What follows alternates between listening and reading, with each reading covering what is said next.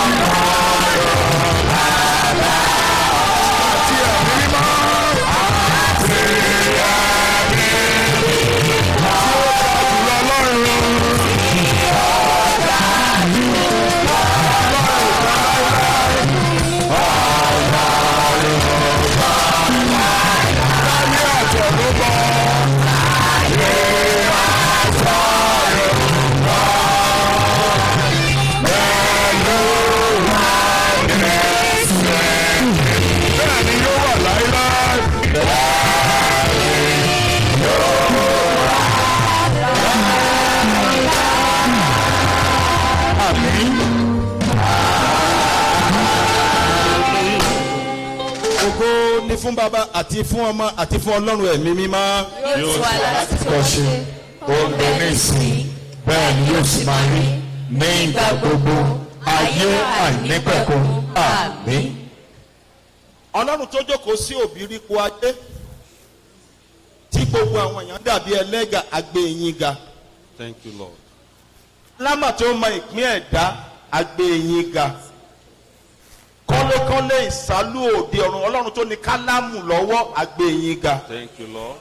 Ọlọ́run ilẹ̀ olújí àgbé yín ga. Thank you, Father. Ọlọ́run ìjọ láìsàmù àgbé yín ga. Thank you, Lord. Ọlọ́run Rams àti Yẹmí Ọ̀pọ̀lánlé àgbé yín ga. Thank you, Lord. Ọlọ́run tó kọ́ ilé yìí àgbé yín ga. Thank you, Father. Ọlọ́run tó kó wa jọ lọ́jọ́ ìní àgbé yín ga. Thank you, Lord. Ọlọ́run tó fún gbogbo wa ní ẹ̀mí láti rí ohun tó ṣẹlẹ̀ lẹ́ni àgbé yín ga. Àyìnyín lógo nítorí pé ẹ̀yin délé kó tó ṣe ògo ní forúkọ yín lókè ọ̀run. Hallelujah. Ní orúkọ Jésù Olúwa gba ọpẹ́ wa. Àmín. Lórúkọ Jésù Olúwa gba ìyìn wa. Àmín. Lórúkọ Jésù gba ọpẹ́ wa. Àmín. Lórúkọ Jésù gba ìyìn wa. Àmín. Ǹjẹ́ ní ṣókí Olúwa bá wa sọ̀rọ̀. Àmín. Ẹ̀yin kárí ayé lè ya ilé sí mímọ́, Olúwa ya ilé sí mímọ́. Àmín. Olúwa lò mí fògo rẹ̀. Àmín. Bó aláṣẹ ọ̀run. Àmín. Jésù Kristi Olúwa wa. Àmín. Àmín. àmì lórúkọ Jésù ó yanjú. ẹ jẹ́ kí gbogbo wa pàtẹ́wọ́ fún Jésù. Let's clap for Jesus. ẹ jẹ́ ká sọ pé Jésù ó mà ṣe o. Let's say thank Jésù ó mà ṣe you. o. mo fẹ́ kí gbogbo wa jó ká yọ̀. I want us to rejoice. orin tí mo fẹ́ kọ èdè lẹ́rújì mo fẹ́ fi kọ́. mo fẹ́ dí àwọn òdílé méjèèjì dáa bọ́ọ̀dì dáa jó dáa yọ̀. ọlọ́run máa ṣe ọlọ́run máa ṣe o. ọlọ́run ṣe o. ọlọ́run ṣe o. ọlọ́run ṣe o. òdòdó ti wá o. ọlọ́run ṣe o. ọlọ́run ṣe o. tàyé yọ wá o. ọlọ́run ṣe o. ọlọ́run máa ṣe ọlọ́run máa ṣe o. ẹ ṣe hallelujah. mo fẹ́ bí ènúwẹ̀ fọ àbí àwọn òdílé ẹ̀ sí ń bẹ́ òdílé ayakẹ̀yìndà sí ń bẹ́ àwọn òdílé àlùfáà yóò fẹ́ràn ẹ̀dà sí ń bẹ́ ọlọ́run máa ṣe ọlọ́run máa ṣe o ọlọ́run máa ṣe ọlọ́run máa ṣe o ọlọ́run ṣe òkú ti wá o ọlọ́run ṣe ìdáyé yọ wá o ọlọ́run máa ṣe ọlọ́run máa ṣe o ọlọ́run máa ṣe ọlọ́run máa ṣe o ọlọ́run ṣe òkú ti wá o ọlọ́run ṣe ìdáyé yọ wá o ọlọ́run máa ṣe ọlọ́run máa ṣe o ọlọ́run máa ṣe o. ẹ̀yin wọn ìgbàlá ẹ̀kẹ́ hallelujah ẹ jẹ́ ká jókòó. Let's have a seat. mo dúpẹ́ lọ́wọ́ ọlọ́run alààyè. I thank the Almighty God for what God is doing in Ilẹ̀ Olújí kingdom. fún ohun tí Ọlọ́run ṣe ní ìlú Ilẹ̀ Olújí. that we can see an edifice like this in Ilẹ̀ Olújí. pé a lè rí ilé Ọlọ́run tó rẹwà bí eléyìí nílẹ̀ ẹ Olújí. jẹ́ ká yin Jésù lógo. Let's glorify the name of Jesus. ìwàásù ní ṣókí ni. My message is just for brief. torí pé gẹ́gẹ́ bí ọmọ ìlú yìí. As an indigene of this time, gẹ́gẹ́ bí wòlíì. as a prophet tí Ọlọ́run pọ́nlé. that God has honored, tó gbé dìde láti ìlú yìí. that God raised from this town, gẹ́gẹ́ bí bàbá fún àwọn ọmọ tó ń ṣeré lójú wa yìí. as a father to the children doing well in our inú presence. èmi àti ìyàwó mi dùn. I am happy with my wife. ayọ̀ wa kún. Our joy is so torí full àwọn ọmọ wa nínú Ọlọ́run wọn ṣe dáadáa. because our children in the Lord are ẹgbẹ́ doing mi well. dìde kẹ́kẹ́ hallelujah méje sí Jésù ó yá o. hallelujah. Hallelujah. Hallelujah. Hallelujah. hallelujah. Hallelujah. ẹ̀yin Jésù lógo. ẹ jẹ́ ká jókòó. Let's have a seat. mo dúpẹ́ lọ́wọ́ Ọlọ́run fún àwọn ikọ̀ Ọlọ́run. I appreciate the ministers of God, àwọn bàbá wa nínú Olúwa. our fathers in faith. Right Reverend Abel Ajibodu. It's a man I so much love. Mo jẹ́ àwọn ìránṣẹ́ náà Thank tí you, mo sir, for fẹ́ràn. Ẹ coming. ṣé bàbá. My dean, my brother, Dean Olumide Akidoye, thank you. Apostle Dele Johnson, Pastor Johnson Oriade, very many people, I may not be able to mention your names. God recognizes you and God celebrates you. Help me celebrate my wife also. God bless you. Gbogbo ẹ̀yin òjíṣẹ́ Ọlọ́run lórúkọ Jésù. Ilé ológo tá ń lépa Olúwa mú wa débẹ̀ o. All ministers of God will not miss that heaven in Jesus' name. Mo fẹ́ kí kábíyèsí I want to greet our king àti olórí. and the queen Torí pé ìgbà yín dáa. because your season has been a good one. Ògbógbó mọ̀jà ọ̀fìsọ́mọ kẹ́yìn. Àwọn pàtẹ́wọ́ kò mímì dàtí àyìn. Clap our pastor now. Àwọn pàtẹ́wọ́ kà fáàkẹ́. Gba iye ìgbà wọn sàn. Your time has been so good, Sọ́ndì sir, ayé wọn kalẹ̀ lóko Jésù. and it shall be well with you. Ó dín bí ọ̀sẹ̀ kẹ́ tí mo ṣe ìsọjí nílẹ̀bẹ̀. For a whole week we have been doing crusade in this land. A lè ti gbàdúrà sí àgọ̀fẹ́. We have prayed to the palace. A gbàdúrà kó kábíyèsí. We have prayed for our Gbàdúrà kó lórí. and the Àwọn queen. ìjòyè dé All ìlú náà tó the chiefs fọ àsìkò yáyá yìí o. that this our season. Ọlọ́run ti mú ọ̀rẹ́ jáde nínú ìwé Àìsáyà orí ọgọ́ta fọ ilẹ̀ lùjí àdìdè àtàn. That the Lord will rise and shine according to Isaiah 61. Àgbọ̀ mo tún fẹ́ ṣe àṣẹ nẹ̀. I want to repeat that. I want to pray that prayer Bí again. mi ṣe ṣe àṣẹ nínú As ọkọ̀ I am Jésù. praying me in the name of mo Jesus. fẹ́ bí àmì yẹn ró dòkà dóga I gidi. want your amen to lórúkọ be Jésù ilẹ̀ olùjì dìde kó o máa tà. Jesus name, ilẹ̀ olùjì rise and shine. ní àsìkò kábíyèsí ọba Olúfadéyìn Adétìmẹ́yìn ní orúkọ Jésù ilẹ̀ olùjì dìde máa tà. lórúkọ Jésù máa tà máa tà. kábíyèsí olórí àwọn ìjòyè àwọn baálẹ̀ wa ní orúkọ Jésù ẹ dìde ká máa tà. ẹ ṣàmì dáadáa ó yá ẹ máa tà. lórúkọ Jésù ẹ máa tà. gbogbo wọn ọmọ lẹ́rúdi lókè òkun níbikíbi tó ń bá wà lórúkọ Jésù wá ká dìde ká máa tà. ìjọba ìsàmù ó yá ẹ dìde ẹ máa tà. ẹ̀yin àlùfáà lórúkọ Jésù ẹ dìde ẹ máa tà. ìyanu kò ṣẹlẹ̀ Jésù Olúwa wa. Jesus' name. ẹ pàtẹ́wọ́ fún Jésù. Clap for Jesus. I want to thank God Mo fẹ́ dúpẹ́ lọ́wọ́ Ọlọ́run for Lifesam leadership. fún àwọn adarí I Lisa. want to celebrate Lifesam members. Gbogbo ọmọ ìjọ Lisa pátá. All the dignitaries here today. Gbogbo àwọn àlejò tó wà níbí I lónìí. want to particularly celebrate the three of them. Mo fẹ́ kí àwọn mẹ́ta kan pàtàkì. The three musketeers. Àwọn mẹ́ta àwọn àrò mẹ́ta As I'm mentioning their names, tí n bá ti ń dárúkọ please wọn. put your hands together Ẹ for jẹ́ them. pàtẹ́wọ́ fún orúkọ. Reverend Mike Fagbamiyi, all the way from Indianapolis. Pastor Temidayo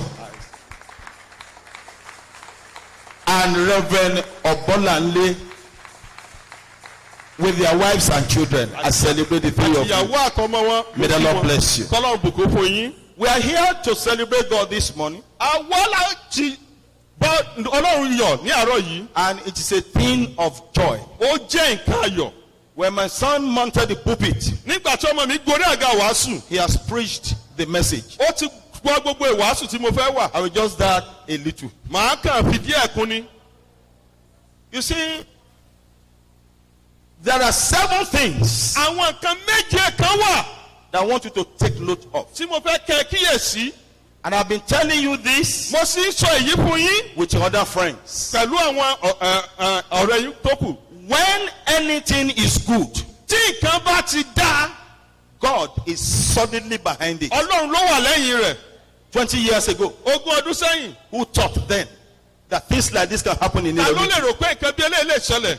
Because the light of the gospel Torí pé ìmọ́lẹ̀ ìrere is shining in this town. ó ń tàn ní ìlú yìí. That is why the glory of Ileluji is manifesting globally. Ìdí nìyẹn tí ògo ìlú yìí fa káàkiri àgbáyé. A colorful destiny does not manifest inside darkness. Àwọn àmìyànmọ́ tó bá lógo kì í fa nínú òkùnkùn. Before, Nígbà kan rí. Ileluji, like I said on the crusade field, we were suffering from what I call spiritual bankruptcy. Nígbà kan rí à ń jẹ́ ìyá tí ẹ̀mí tó ń dán ajá òtòṣì tí ẹ̀mí. When God brought redemption to this land, Nígbà tí Ọlọ́run mú ìmọ́lẹ̀ wọ ìlú the yìí. light of God is shining. Ìmọ́lẹ̀ Ọlọ́run bẹ̀rẹ̀ sí ní And tàn. that light shall not be quenched in the name of Jesus. Iná náà kò ní kú lórúkọ Jésù. I want to give thanks unto the Lord Mo fẹ́ gbé ogo fún Ọlọ́run.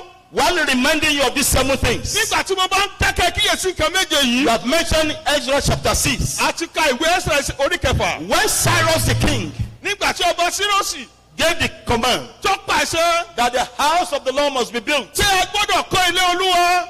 governors, they contributed.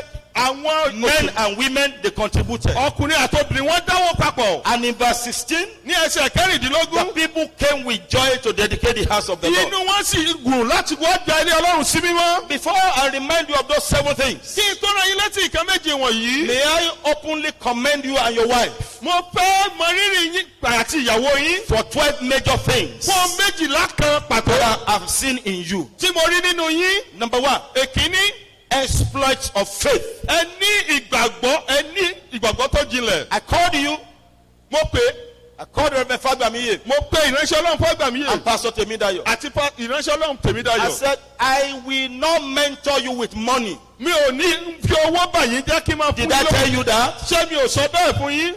I gave you money, buy land. Mo fún yín I gave lẹ́gbẹ̀ẹ́ àìlà. Temidayo money, buy land. Mo ní gbowó ra I lẹ̀. said, you serve in Anglican priest. Mo ní ìwọ máa And ṣiṣẹ́ I nípa said, Anglican. after buying the land, I will not give you any money. tẹ́ ẹ bá ti ra lẹ̀ mi ò ní fún yín lówó I said, mọ́. I want to teach you how to stretch your faith. mo fẹ́ kọ́ yín bí èèyàn ṣe ń lo ìgbàgbọ́. That is when you can stand. yín lè ó lè dúró. And you have been stretching your faith. ẹ sì tún wá lo ìgbàgbọ́ yín. See what your faith has brought. ẹ wo ohun tí ìgbàgbọ́. Not money from anywhere. kì í kò sówó náà. Not money from me.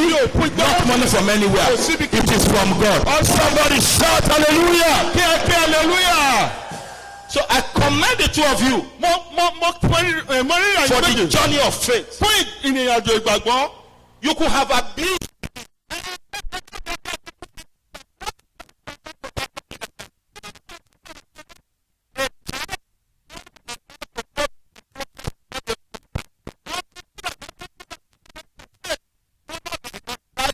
Going through a process. ìgbésí ayé èèyàn pé ìpele sí ìpele ní. So, by the grace of God, myself and my wife and Apostle Legion, we've been able to teach you how to go through the spiritual journey. èmi àti màmá wa àti bàbá wa akọyin ní ìrìnàjò ẹ̀mí. Dependency on God gbẹ́kẹ̀lé ọlọ́run. has brought this. olóṣè èyí. Somebody shout kí hallelujah. ẹnìkan kí hallelujah.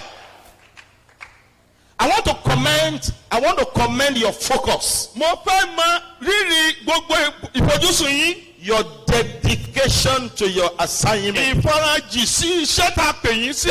I love your good fellowship, the three of you. mo fẹ́ràn ọ̀rẹ́ tímọ́tímọ́ tí ẹ jẹ́ ẹ̀yin mẹ́tẹ̀ẹ̀ta. Number 4, ìkẹrin. I see perseverance in you and your wife. mo rí pé ẹ ní ìfàyàrán. Very many people have abused you in the time past. ọ̀pọ̀lọpọ̀ ló ti bú mi sẹ́yìn. I will tell you that they abused me and my wife more than that. wọ́n ti bú èmi àtìyàwó mi jù báyìí lọ. But I said, press on with the work. màá ní ẹ You are, tẹ̀síwájú ní you are sọ́ọ̀. persevering. ẹ ní See the ìfàyàrán. result today. ẹ rí àbájáde rẹ̀ lónìí. Then, and may I commend your obedience to instructions. mo tún fẹ́ mọ rírì pé ẹ ń gbọ́ràn sí ìlànà. You know, when Pastor Temidayo and the wife, ìránṣẹ́ ọlọ́run Tèmídáyọ̀ àtìyàwó rẹ̀. I asked them, bring your plans. mo ní kẹ́ mọ ilé tẹ́ fẹ́ kọ́ ẹ mú wá. He brought his plan for the church. ó mú tirẹ̀ wá fún He said, ìjọ. bring your plan. mo ní kẹ́ mú ti yín. He said, this is my plan. ẹni ti yín lélẹ̀. I looked at it. mo wò ó. I said, you know, I spent my youthful years in engineering. ẹ mọ̀ pé iṣẹ́ kọ́lékọ́lé ni mo Laid mọ̀. hands on the two. mo gbọ́ lé méjèèjì. I said, go and start. mo ní kẹ́ lọ bẹ̀rẹ̀. Anointing of Alpha to start. pé ìpàmìnà Let àpá it láti rest bẹ̀rẹ̀. on it. kó bẹ́ẹ̀ lórí lórí. Omega anointing to finish. tí omega láti Let parí it rẹ̀. rest on it. jẹ́ kó wà lórí rẹ̀. Go and start. ẹ lọ bẹ̀rẹ̀. Then you say, ẹ wá sọ wípé Reverend Obala. ìránṣẹ́ ọlọ́run bọ́lá lé. He says, sir, ó ní sà. but this is with gallery, sir, can I reduce it? pé àjẹkọ̀ ti tóbi jù ṣé gbẹ̀gìlẹ̀ gé kékeré díẹ̀ sí. I said, you are not reducing anything. Otherwise, I will have to it. He said, no, don't wọ́n ask ní no o hard. ò lè gé kékeré. shout hallelujah. wàá tún fukun ni ó ní àṣà ó ti tó I báyìí. said, God who starts it ọlọ́run tó bẹ̀rẹ̀ rẹ̀. has the ability to finish it. ó ní agbára láti parí. See what God has done ẹ wo tólúwa ṣe lónìí. You obeyed the instructions ẹ gbọ́ràn sí from ìtọ́ni your mentor. láti ọ̀dọ̀ bàbá See rẹ̀. the result. ẹ rí àbájáde Can rẹ̀. I pray for someone? ṣé mo lè gbàdúrà fún If ẹnìkan. you have never done any project in your life, tó o bá ti ṣiṣẹ́ àgbàṣe kan ní àkànṣe kan ní ayé rẹ̀. first prayer I want to pray, I want a roaring amen. àdúrà tí mo fẹ́. Let God give you new projects. In the name of Jesus. Now the grace to start and finish, receive in the name of Jesus. If your project is ongoing tí iṣẹ́ rẹ̀ bá ń lọ lọ́wọ́. or it has stopped, pé ó ti dúró. let the Lord resurrect your project. In the name of Jesus. Somebody shout a louder amen. I commend your preaching God's word undiluted. mo mọ rírì bí ẹ ṣe ń wàásù ọ̀rọ̀ náà láì fi kan. May I commend your good family lifestyle. àti ìgbésí ayé ìdílé yín. Then I commend your exemplary leadership style. àti àwọn iṣẹ́ àwùjọ pé adarí tẹ́ ẹ jẹ́. I can see many wonderful men and women you have raised. mo ti rí àwọn èèyàn takuntakun tí ọlọ́run ti lò. Can I tell you láti this? These people are class. àwọn èèyàn wọ̀nyí wọ́n jẹ́ Look at the choir. káàkiri àgbáyé. Look at the music. ẹ wo àwọn akọrin. Look at your leaders ẹ here. wo àwọn adarí yín níbi. Fantastic people. wọ́n ṣe dáadáa. People in Ileoluji, people never thought that they could serve Jesus. àwọn ọmọ ilẹ̀ olójú They're serving Jesus. Let's put our hands together for His God. àtẹwọ́ fún Jésù. I want to commend your learning culture. mo tún fẹ́ mọ rírì bí ẹ ṣe ń kọ́ nǹkan. The day a man stops learning, ọjọ́ tí èèyàn bá ti sọ pé òun kọ́ ọ̀tọ̀ kẹ́kọ̀ọ́ mọ́. that man stops growing ẹnì yẹn kò tún dàgbàsókè and mọ́. developing. kò ní dàgbàsókè mọ́. Me and your father, gẹ́gẹ́ bí bàbá rẹ. And Mommy Oladiun. We keep telling you, we are learners à ń kọ́ a sì ń kọ́ ẹ̀kọ́. from everyone. láti gbogbo Since I've ọ̀dọ̀ been yìí. here this morning now, láti àárọ̀ nísìnyí. I've learned 3 things. mo ti kọ́ nǹkan mẹ́ta. I won't tell you. mi ò ní sọ fún yín. So, you learn. ẹ láti máa kọ́. May I commend you? inú mi dùn sí eléyìí. I want to commend your response to duty. ẹ pé bí a ṣe ń ṣiṣẹ́. Duty calls. ẹ kì í jẹ́ kí iṣẹ́ ó falẹ̀. Many a times, nígbà I mìíràn. will send message. máa ránṣẹ́. Pastor Jemidayo, pásítọ̀ Tèmídayọ̀. meet with your friend. ó yẹ pàdé ọ̀rẹ́ rẹ. Within the next 3 hours. láàrin wákàtí mẹ́ta. Do this and this and this. ṣẹlẹ̀. Believe you me, ẹgbẹ́ they get it done. wọ́n á ṣe kíá. May the Lord bless you. ọlọ́run bùkún fún I yín. love your response to duty. bí a ṣe ń kẹ́ kíjẹ́ ó falẹ̀. Now, hear this. ẹgbẹ́ eléyìí. This is just the beginning of another phase in your life and ministry. ìbẹ̀rẹ̀ gbélé mìíràn nínú iṣẹ́ ìránṣẹ́ yín àti ayé yín ni èyí. You know, when you were thanking God for your family, jẹ́ nígbà tí ìdúpẹ́ fún ìdílé yín. I happen to know your family more than you. mo mọ àwọn ìdílé yín ju ẹ̀yin gan lọ. So that about jókòó ní bàbá Ọ̀bọ́láńlé bá ti mú àjùwá ẹ̀sẹ̀ yìí bẹ́ẹ̀. when the grandfather put something. I don't know the English. Àjùwà. àjùwọ̀n. Àwọn gbàtẹ́wọ́ kò. So àwa yẹn ṣe ìgbọ́wò ní òkòdówò. we that were doing ekoro I don't know the English. The kóró. I don't know. Àbábọ̀ ìgé what? You know, your father was a disciplinarian. your father we used to discipline correct people very well. Ṣé ilẹ̀ lùjẹ́ ó dédé wá dàpọ̀ mọ́ ẹ bẹ́ẹ̀? yes sir. Hallelujah kan. hallelujah. Ẹyin Jésù lógo. ogo. So àwọn bọ̀dá kẹ́hìndé dédé wọn àwọn kan bọ̀dá ṣe dáadáa níbẹ̀. So I thank God for God raising you in that family. Dédé ìdílé Ọ̀bọ́láńlé àti ìdílé aya. Mo fẹ́ dà ṣàmìyàn nínú àwọn rere ṣe àká ṣẹlẹ̀ ń wáyé. good things will never depart from Ọ̀bọ́láńlé. Wọ́n tó bá rí àmì ṣe ń rere ká ṣẹlẹ̀ ń rí ẹ. good things will begin to happen in your family. 7 things. nǹkan méje. I remind you mo fẹ́ rán yín létí. within 4 minutes. láàrin ìṣẹ́jú mẹ́rin. 1. èkíní. God ọlọ́run. is the vision giver. òun ló ń fún yín ní ìran. James 1:17. ìwé Jacob orí kìíní ẹsẹ̀ Every good gift and every perfect gift is from above. ẹ̀bùn tó pé ó wá láti òkè wá. It comes down from the Father of light, with whom there is no variation or shadow of turning. ó wá láti ọ̀dọ̀ ọlọ́run tí kò sí àyídáyidà nínú rẹ̀. You are not the owner of this church. ẹ̀yin kọ́ ló ní ìjọ yìí kò ẹ̀yin kọ́ ló God ní. is the owner. ọlọ́run ló ní. He's the vision giver. òun ló ń fún ọ ní ìran yìí. Always take instruction from him. ìwọ máa gbọ́ ìkíni èkejì. Number 2. èkejì. God is the vision controller and director. ọlọ́run ní olùdarí àti olùṣètò. Proverbs 20:24. ìwé òwe orí ogún ẹsẹ̀ kẹrìnlélógún. Proverbs 20:24. ìwé òwe orí ogún ẹsẹ̀. Man's goings are of the Lord. ìrìn èèyàn tí ọlọ́run ní. How then can a man understand his own way? báwo ni èèyàn ṣe lè mọ ọ̀nà rẹ̀. Psalm 25:12. ìwé orin Dáfídì orí Psalm karùndínlọ́gbọ̀n 25:12. ẹsẹ̀ kejìlá. Who is it that feareth the Lord? ta ló bẹ̀rù olúwa. Him shall he teach òní ọlọ́run yóò tọ́. in the ways tí yóò kọ́ ní that ọ̀nà. he shall tí choose. yóò tọ́. So because he's your controller nítorí pé òní olùdarí and rẹ̀. your director, àti olùmọ̀ràn I rẹ̀. am not a controller. èmi ò kọ́ ní I am not olùkọ́. a director. èmi kọ́ ní dàrẹ́tọ̀. God is a controller. ọlọ́run ló ń darí rẹ̀. He will continuously direct you in the name of ọlọ́run darí rẹ̀ nígbà Jesus. gbogbo lórúkọ Jésù. Number 3. ìkẹta. God is the master builder. ọlọ́run ní olùkọ́lé àgbà. God is the master builder. ọlọ́run ní olùkọ́lé àgbà. Psalm 127:1. ìwé orin Dáfídì 127 ẹsẹ̀ kìíní. Psalm 127:1. ìwé orin Dáfídì 127 ẹsẹ̀ Except kìíní. the Lord builds the house, kò sọ pé olúwa kọ́ ilé they náà. labor in vain. àwọn tó ń kọ́ ṣe lásán That ni. build it. wọ́n ṣe lásán ni. Except the Lord keeps the city, tí ọlọ́run ò bá pa ìlú the mọ́. watchmen waketh in vain. àwọn tó ń ṣe wọ́n kàn ń ṣe lásán ni. The one building this place, ọlọ́run tó kọ́ ibi yìí. the one who has built this place, ọlọ́run tó ti kọ́ ibi yìí. the Lord who will yet build more for you all over the world, ọlọ́run tí yóò kọ́ sí fún is the master builder. òun ní olùkọ́lé He will àgbà. not leave you alone. o kò ní fi yín In the sílẹ̀. name of Jesus. ní orúkọ Amen. Jésù. Number 4. ìkẹrin. God ọlọ́run. is the nurturer of this vision. òun ló ń fi ìran òun ló ń bomi ní ìran He is the yìí. nurturer of this òun vision. ló ń bomi ní. Isaiah 27:2 and 3. ìwé ẹsẹ̀ orí kẹtàdínlọ́gbọ̀n ẹsẹ̀ kejì. Isaiah 27:2 and 3. àti ẹsẹ̀ kẹta. He said, in that day say to Lysam. ní ọjọ́ náà sọ fún Lísàm. Lysam is a vineyard of red wine. ó jẹ́ ọgbà àjàrà ọtí wáìnì. This is what God is going to do. ohun tí olúwa yóò ṣe nìyí. Number 1. ìkíní. I, the Lord, will keep it. Ọlọ́run yóò pa á mọ́. Èmi Ọlọ́run yóò pa á mọ́. I wish I can hear a big amen. Ó yẹ kí n máa gbọ́ àmì tó rinlẹ̀. Number 2. Èkejì. I will water Lysam every moment. Àwọn ọmọ mi ní ìgbà gbogbo. Number 3. Ìkẹta. So that no one can hurt it. Etí ẹnikẹ́ni ò ní pa á lára. I will keep Lysam day and night. Màá pa Lísàmù In the name of Jesus. Ní orúkọ Jésù. No human being can do that. Kò sí ènìyàn tó lè It's ṣe. only God. Ọlọ́run nìkan ni. And I prophesy. Wọ́n sọ In the àsọtẹ́lẹ̀. name of Ní Jesus. orúkọ Jésù. The Lord will keep this ministry. The Lord will keep you. In the name of Jesus.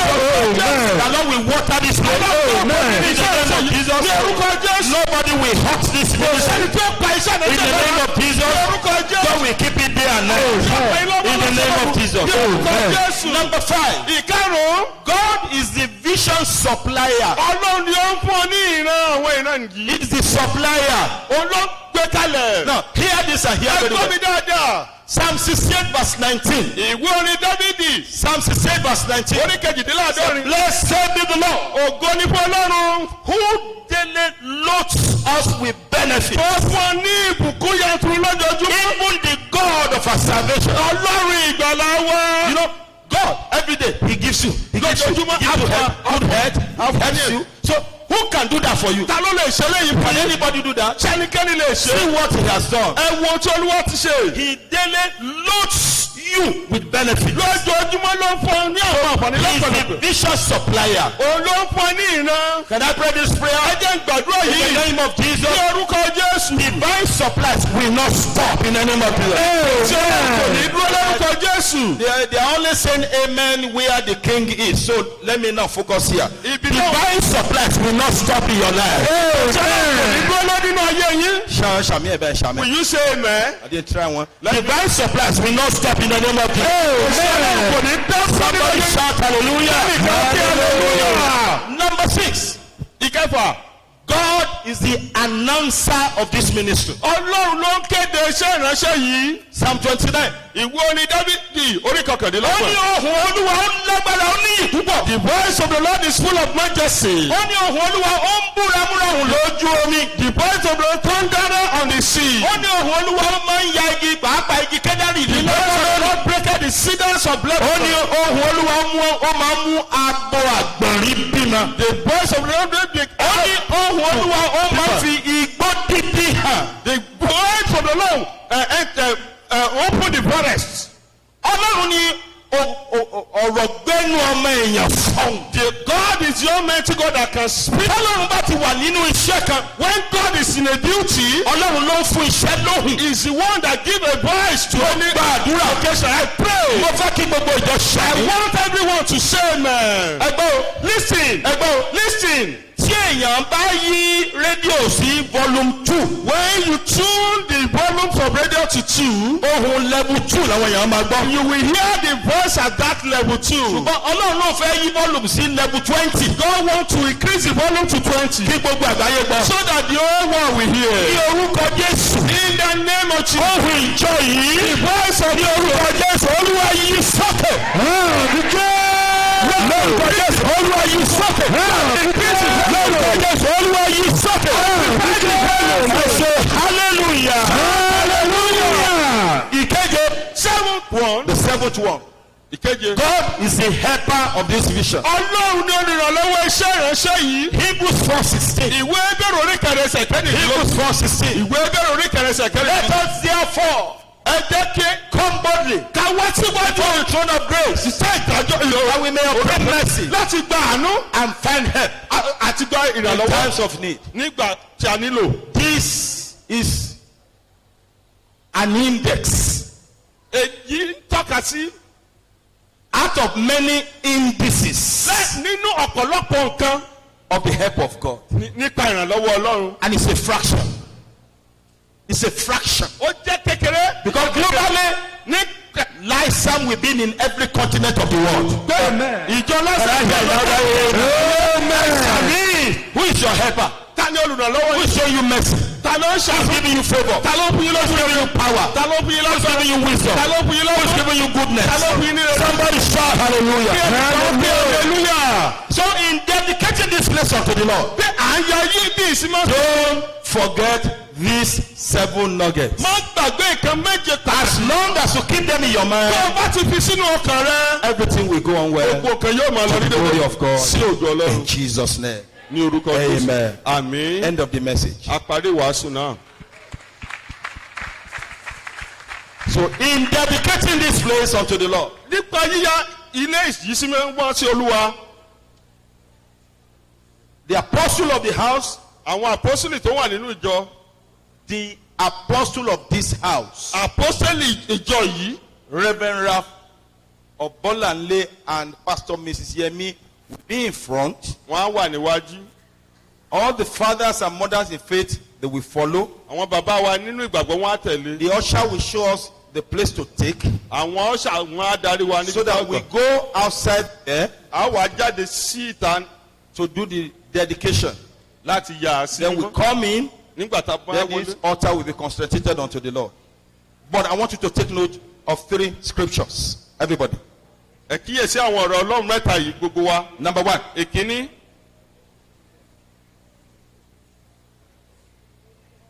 Number 1. ìkíní. 1 Chronicles 29, 10 to 12. ìwé króníkù kínní orí kọkàndínlọ́gbọ̀n ẹsẹ̀. Wherefore David blessed the Lord before all the congregation. And David said, Blessed be thou, Lord God of Israel, our Father forever and ever. Thine, O Lord, is the greatness, and the power, and the glory, and the victory, and the majesty. For all that is in the heavens and in the earth is yours. Yours is the kingdom, O Lord, and thou art exalted as head above all. Both riches and honor come of thee, and thou reignest over all. And in your hand is power and might. In your hand is power to make great and to give strength unto the Lord. Now therefore, our God, we thank thee and praise thy glorious name. Ladies and gentlemen, wherever you are watching all over the world, ibikíbi tẹ́ ẹ ti wọ kágbé àgbáyé. take note of these 7 things ẹ kíyèsí ohun méje yìí. that can only come from God. tí ó lè wá látọ̀dọ̀ ọlọ́run nìkan. And we are celebrating those 7 things here a today. sì ń ṣe àtọ́yọ̀ nǹkan méje yìí níbí. Number 1, èkíní. once I mention it, you mention it. And once you mention it, it becomes yours. The first one, greatness. Títóbi. I start again. Greatness. títóbi. Power. agbára. Glory. ògo. Victory. ìṣẹ́gun. Majesty. nọláńlá. Riches. ọrọ̀. Honor. àti ọlá. They come from God. ọ̀tọ̀dọ̀ ọlọ́run ló ti wá. If you do sakamanje, you can't get them. ẹni tó bá ṣe sàkámàjẹ kò lè rí. You do jimasu, you can't get ẹni tó them. bá ṣe jímọ̀sùn kò lè rí. You do olosho, you can't ẹni get tó them. bá ṣe olóṣó kò lè rí. So these are the 7 things àwọn nǹkan méje yìí we are enforcing here today. tí a fẹ́ gbé kalẹ̀ lónìí. Again, we will say it together, but I want us to say it louder. Ẹ̀yin choir, ẹ̀yà ẹnu kẹ́ máa sọ because you are ministers. O méje ta fẹ́ kí Ọlọ́run kó gbé síbí, kó gbé sínú ikùn ibi tí má ti sọ kẹsọ́. The number 1 say greatness. títóbi. Power of God. agbára ọlọ́run. Glory of God. Glory of God. Victory. ìṣẹ́gun. Majesty. Majesty. Riches. And honor. àti ọlá. In the name of Jesus. ní orúkọ Jésù. Amen. ẹ̀sìn àmì. Number 2. èkejì. 1 Kings chapter 9. ìwé ọba kínní orí kẹsàn-án. Verses 1, 2, 3, and 4. I will read quickly. And it came to pass when Solomon has finished the building of the house of the Lord, and the king's house, and all Solomon's desire which he was pleased to do, that the Lord appeared to Reverend Ralph Obolanle and Pastor Mrs. Yemi Obolanle the second time, as he has appeared before when you started. And the Lord is saying to you, I have heard your prayers. I have. add your prayer. He has heard your supplication that you have made before him. But listen to this. I have hallowed this house. I have consecrated this house. I have purified this house. Amen. which you have built, to put my name here forever. Amen. Is it the Bible? So the name of the Lord will be here forever. Forever. Amen. In the name of Jesus. Amen. Look at this. And my eyes, and my height shall be here perpetually. Amen. The meaning of perpetually is 24/7. Every minute, every second, in the day, in the noon, in the evening, midnight. When you are here, we are not here. The eyes and the heart of the Lord shall be here. Perpetually. In the name of Jesus. But there is a clause. If you will walk before me, as David your father walked, in the integrity of heart, in uprightness, to do according to all that I have commanded thee when you were given the vision. If you will keep my statutes and judgments, and I know you will do that, shall be so in the name of Jesus. Those are the second thing. The last but not the least, Ezekiel 1:1-3. Now it came to pass the 13th year in the 4th month, in the 5th day of the month, and when I was among the captives by the river of Sheba, that the heavens were opened. So the heavens will open here. In the name of Jesus. 27. 24/7. In the name of Jesus. Then he said, and I saw the visions of God. So in this house, you will see the visions of God. In the name of Jesus. Then verse 3. The word of the Lord came unto Ezekiel expressly. So in this place, the word of the Lord will come to you expressly. And the hand of the Lord will be here forever. In the name of God the Father, the Son, and the Holy Spirit. To God be the glory.